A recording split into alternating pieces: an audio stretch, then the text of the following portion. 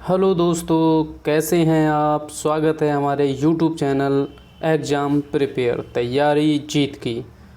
आज हम लेकर आए हैं जनरल नॉलेज की बहुत ही मोस्ट इम्पॉर्टेंट क्वेश्चनों को, जो आपको सभी प्रतियोगी परीक्षाओं में, चाहे वो कोई भी प्रतियोगी परीक्षा हो, constable, UPSI, SSC, UP TET, super TET, कोई भी प्रतियोगी परीक्षा हो, हर प्रतियोगी परीक्षा में आपको वो क्वेश्चन देखने को मिल सकते हैं। तो वीडियो को स्किप बिल्कुल ना करें, बने रहें हमारे साथ और पढ़ेंगे हम आज बहुत ही महत्वपूर्ण क्वेश्चनों को। तो चलिए टाइम ना बर्बाद करते हुए वीडियो स्टार्ट करते हैं।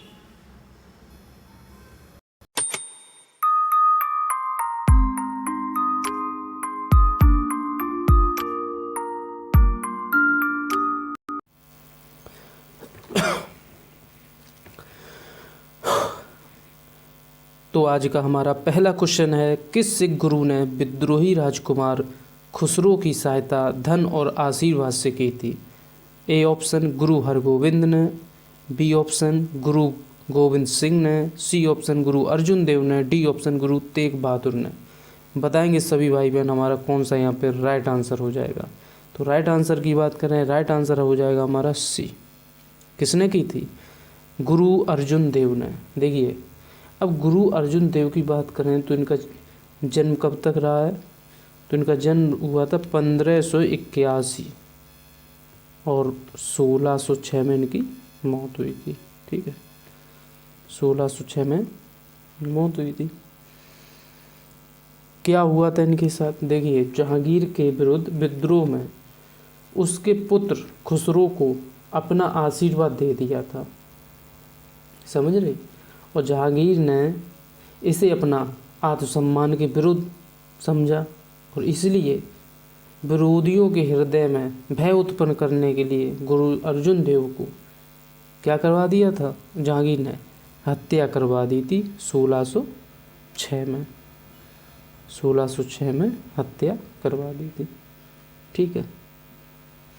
और गुरु अर्जुन देव है जो, उनको सच्चा बादशाह कहकर पुकारा जाता है। ठीक है।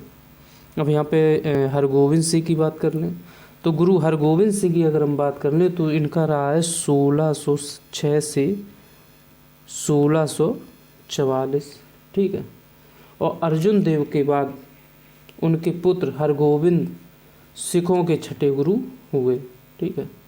और जहांगीर ने गुरु हरगोविंद सिंह को पकड़वा कर ग्वालियर के किले में कैद करवा दिया था।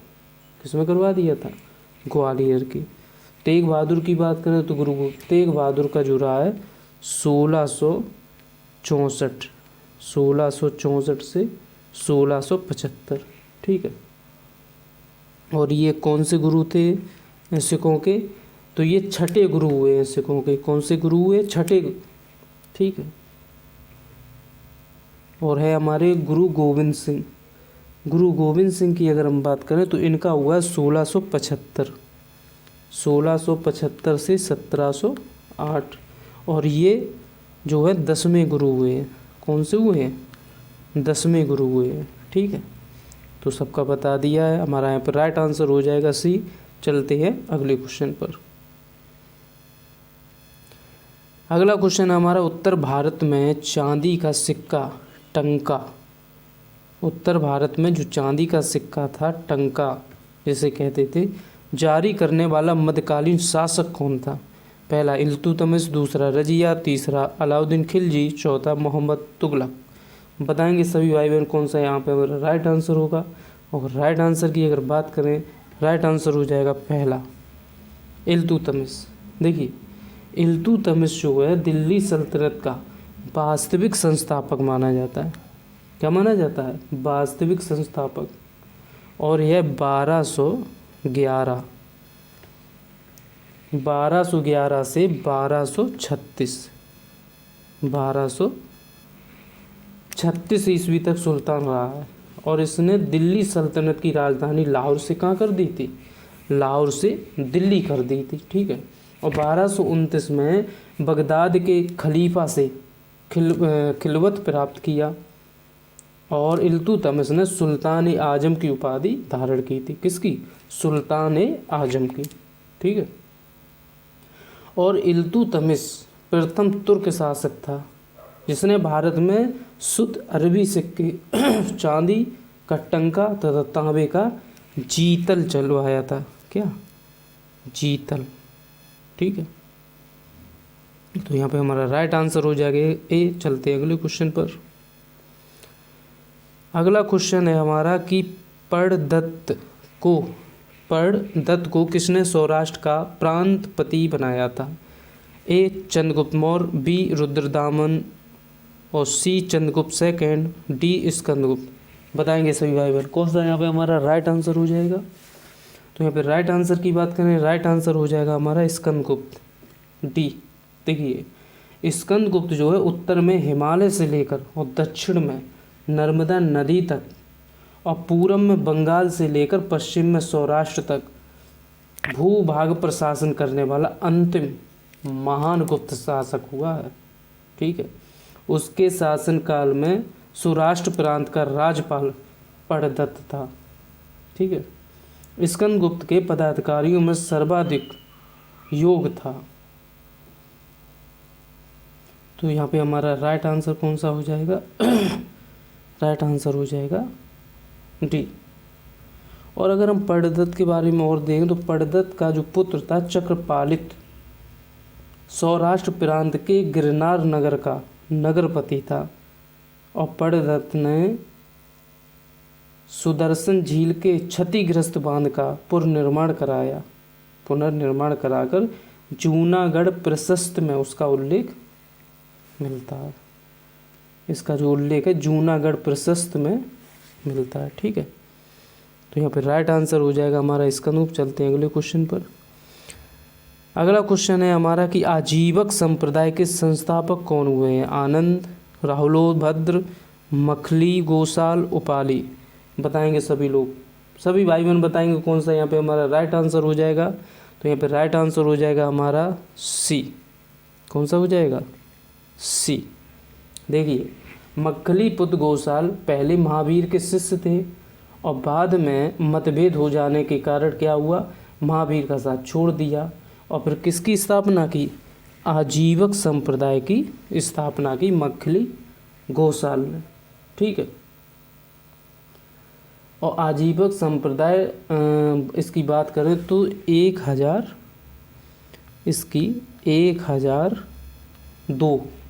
1002 ईस्वी तक बना रहा। और इसका जो मत है नियतिवाद, जिसको भाग्यवाद कहा जाता है, उसके अनुसार संसार की प्रत्येक वस्तु भाग द्वारा पूर्ण नियंत्रित और संचालित होती है, ऐसा इसमें कहा गया। मनुष्य के जीवन पर उसके कर्मों का कोई प्रभाव नहीं पड़ता। महावीर के समान गोसाल भी ईश्वर की सत्ता में विश्वास नहीं करते थे और जीव और पदार्थ को अलग अलग तत्व मानते थे। तो ये मखली गोसाल है, ये भी ईश्वर की सत्ता में विश्वास नहीं रखते थे और जीव और पदार्थ को अलग अलग तत्व मानते थे। ठीक है। तो यहाँ पे राइट आंसर हो जाएगा सी। चलते हैं अगले क्वेश्चन पर। अगला क्वेश्चन है हमारा कि सिंधु घाटी सभ्यता अब पाकिस्तान में है। सिंधु घाटी सभ्यता पाकिस्तान में है लेकिन कहाँ पर है? कालीबंगा ये पूछ रहा है कि सिंधु घाटी सभ्यता का कौन सा भाग अब पाकिस्तान में है? कालीबंगा, हड़प्पा, लोथल, आलमगीरपुर। कौन सा यहाँ पे हमारा राइट आंसर हो जाएगा? तो यहाँ राइट आंसर हो जाएगा हमारा बी, हड़प्पा। अभी जो हड़प्पा है वर्तमान में कहाँ पे है? पाकिस्तान में, और वो भी पंजाब प्रांत के मांटगोमरी में। मांटगोमरी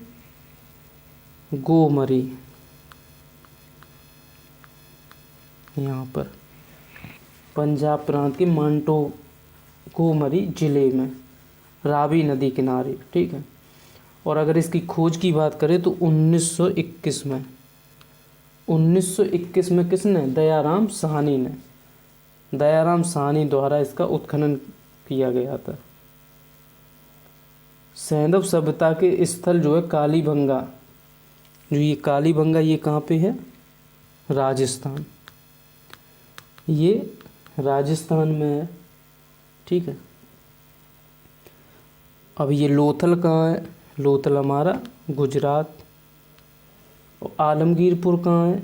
आलमगीरपुर अपना यूपी में है।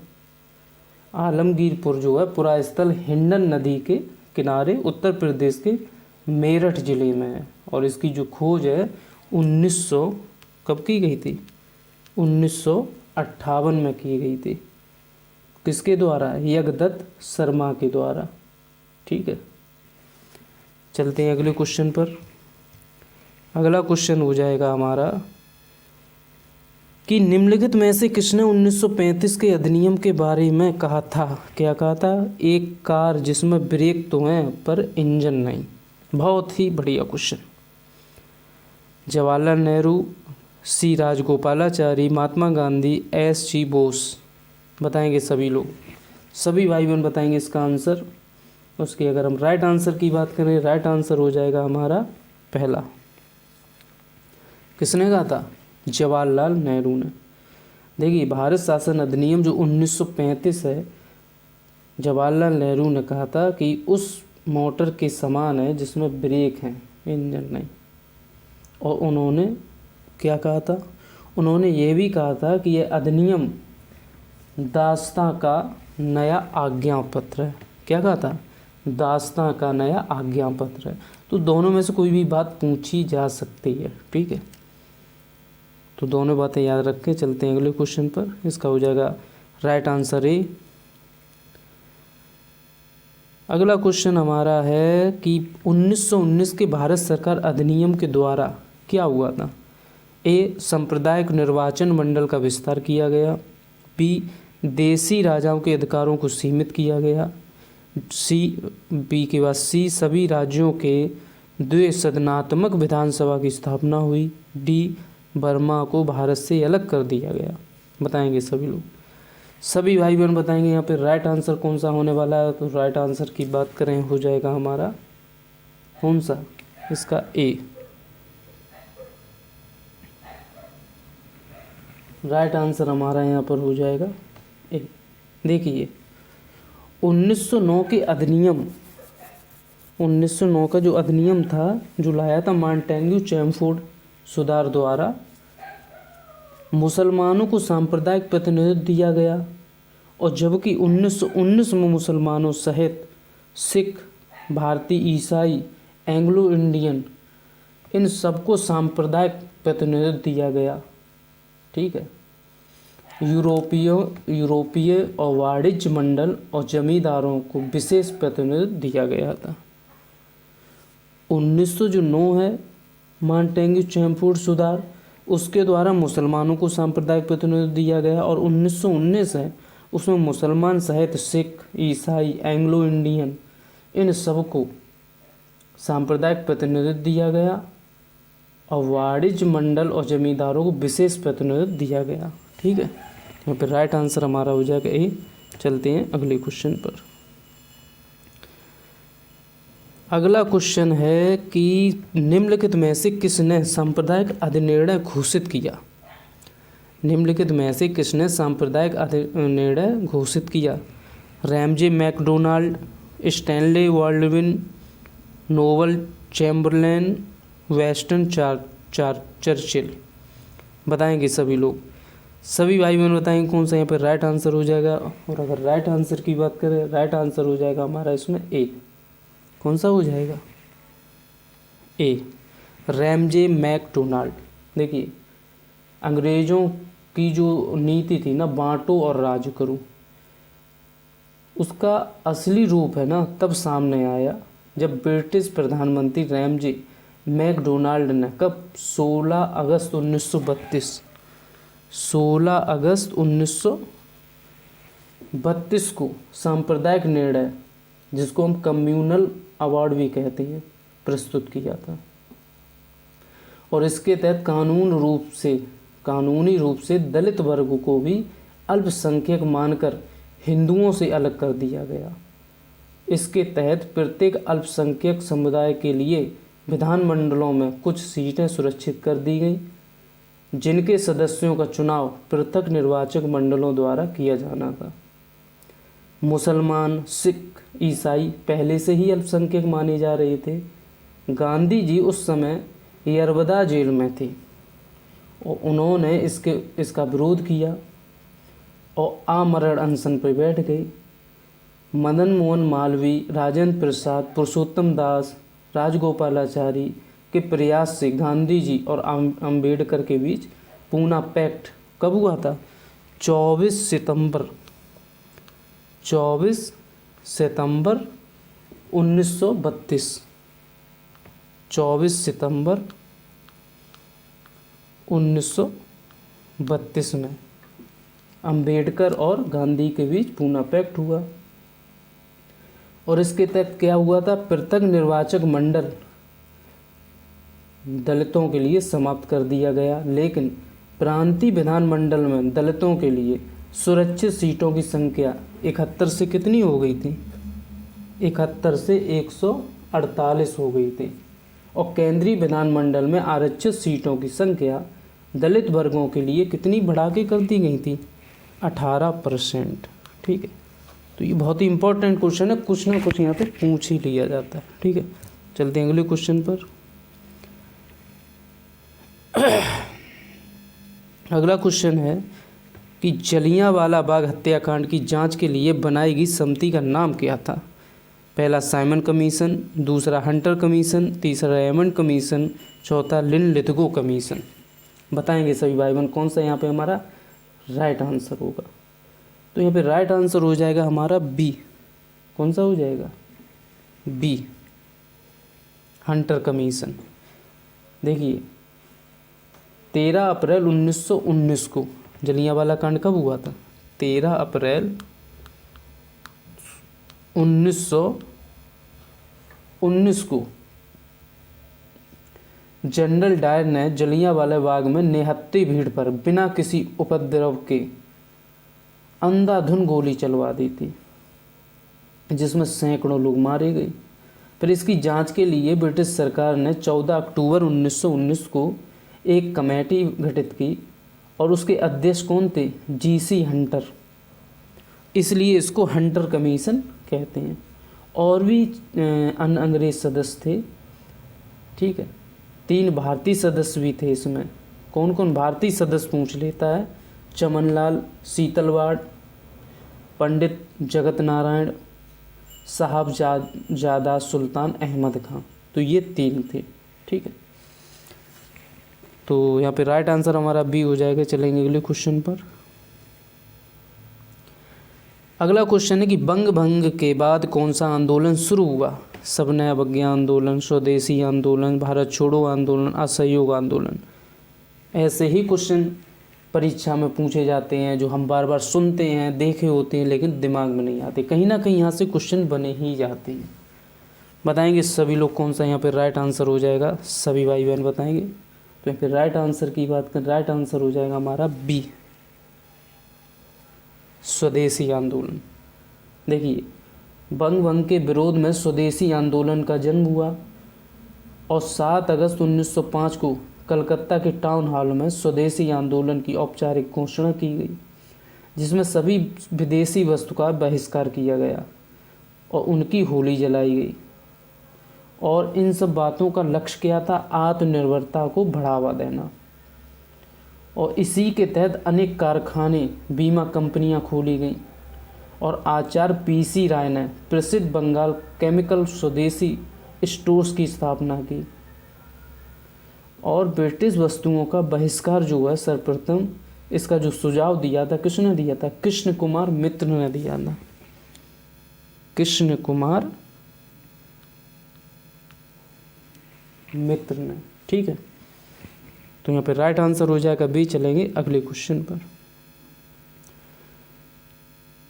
अगला क्वेश्चन है कि पृथ्वी की सतह का वह भाग जो पानी से ढका है लगभग कितना है? 1/4, आधा, 2/3, 3/5। बताएंगे सभी भाई बहन कौन सा यहाँ पे हमारा राइट आंसर हो जाएगा? यहाँ पे राइट आंसर हो जाएगा हमारा सी, 2/3।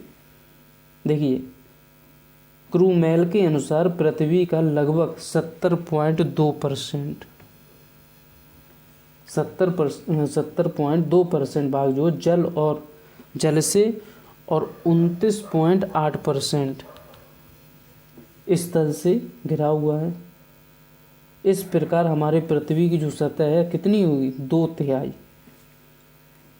2/3 भाग जो है जल से ढका हुआ है। ठीक है, चलते हैं अगले क्वेश्चन पर। अगला क्वेश्चन है कि निम्न में से किस एक महाद्वीप में उसके संपूर्ण क्षेत्रफल में मैदानी भाग का प्रतिशत सर्वाधिक है। पहला एशिया, दूसरा यूरोप, तीसरा उत्तरी अमेरिका, चौथा दक्षिणी अमेरिका। बताएंगे सभी भाई बहन कौन सा यहाँ पे राइट आंसर होने वाला है। तो यहाँ पे राइट आंसर की बात करें, राइट आंसर हो जाएगा हमारा बी। यूरोप एक महाद्वीप है जिसमें संपूर्ण क्षेत्रफल में मैदानी भाग का प्रतिशत सबसे ज़्यादा है। ठीक है, चलेंगे अगले क्वेश्चन पर। अगला क्वेश्चन है कि लातूर किस प्रांत में है। बढ़िया क्वेश्चन। लातूर किस प्रांत में है। आंध्र प्रदेश, महाराष्ट्र, गुजरात, मध्य प्रदेश। बताएंगे सभी भाई बहन कौन सा यहाँ पर राइट आंसर हो जाएगा।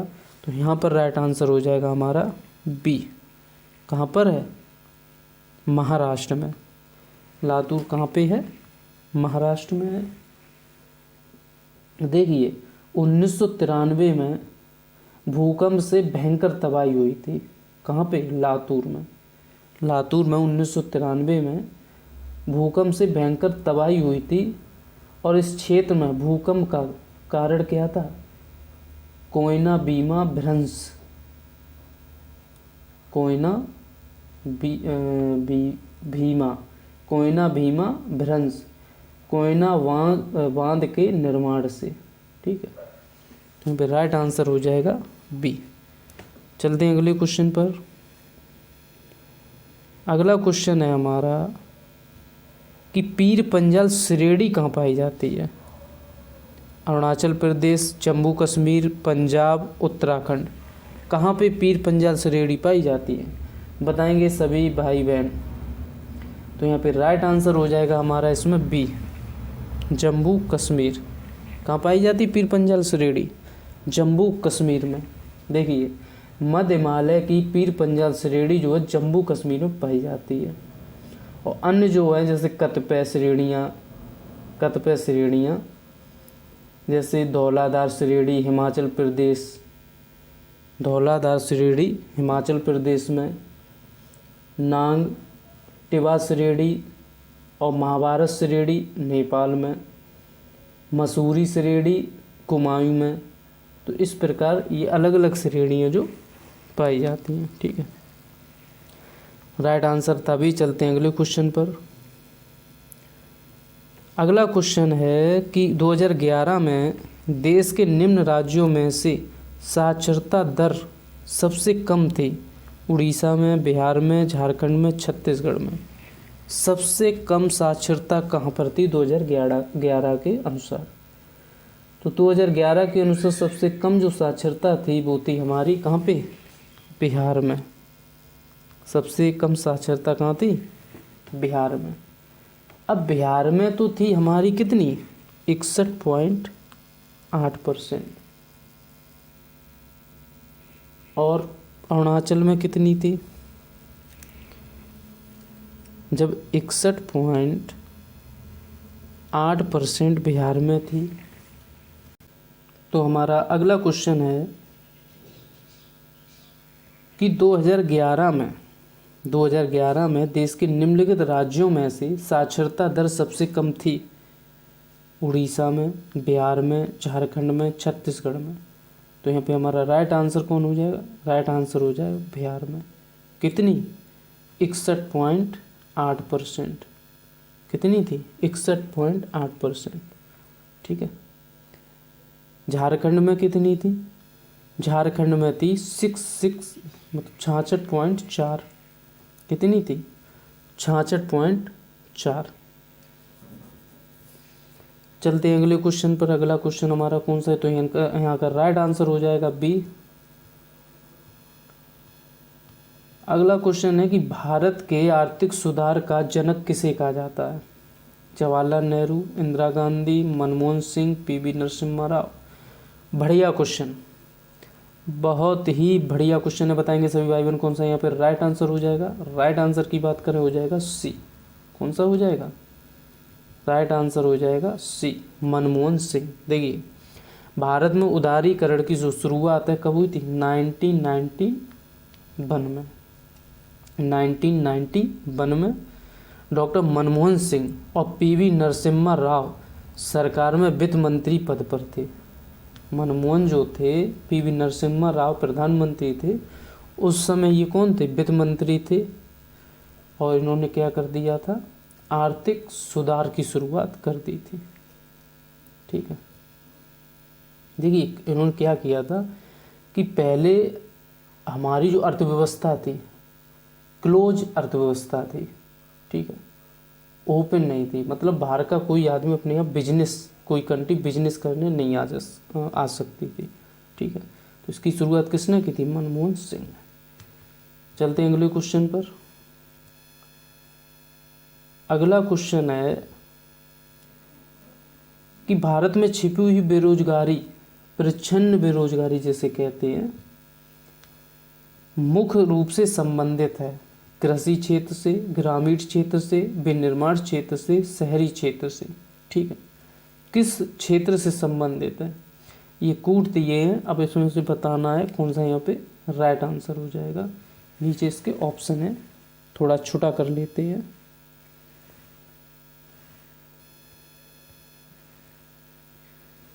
अब दिख रहा होगा आप लोगों को अच्छे से। हाँ, तो यहाँ पे कौन सा हो जाएगा? A C, B D, C D, A B. बताएंगे सभी भाई बहन। तो यहाँ पे राइट आंसर हमारा हो जाएगा 4, ए और बी। देखिए, प्रच्छन्न बेरोजगारी जिसे हम छिपी बेरोजगारी कहते हैं या अदृश्य बेरोजगारी, कुछ भी कह लो, इसके अंतर्गत क्या होता है कि श्रमिक बाहर से तो काम पर लगा हुआ है, बाहर से तो काम पे लगा हुआ है, लेकिन वास्तव में श्रमिक की उस कार्य में आवश्यकता ही नहीं है। तो उसे हम क्या कहते हैं? प्रच्छन्न बेरोजगारी या छुपी हुई बेरोजगारी कहते हैं। मतलब उन श्रमिकों को उस कार्य से निकाल दिया गया तो कुल उत्पाद पर कोई प्रभाव नहीं पड़ेगा। मान लो कोई कार्य हो रहा है, उसमें 10 आदमी लगे हुए हैं, लेकिन वो कार्य 5 ही आदमी से हो सकता है, लेकिन उसमें 10 आदमी लगे हुए, अगर 5 निकाल दे तो उस कार्य पे कोई प्रभाव नहीं पड़ेगा। तो उसको ही कहते प्रच्छन्न बेरोजगारी। ठीक है, तो यहाँ पे राइट आंसर हमारा कौन हो जाएगा? ए और टी, मतलब कृषि क्षेत्र,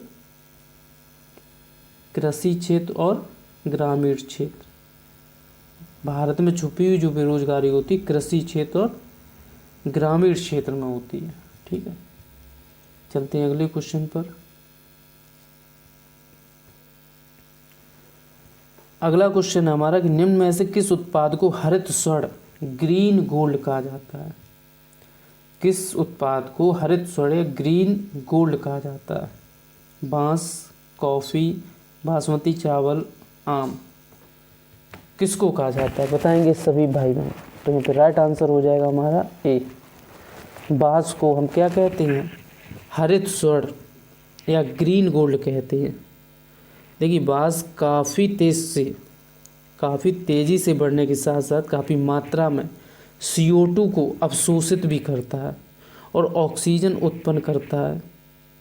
पूर्वोत्तर जो राज्य हैं उनमें बांस की खेती बहुत अधिक मात्रा में होती है, जिसके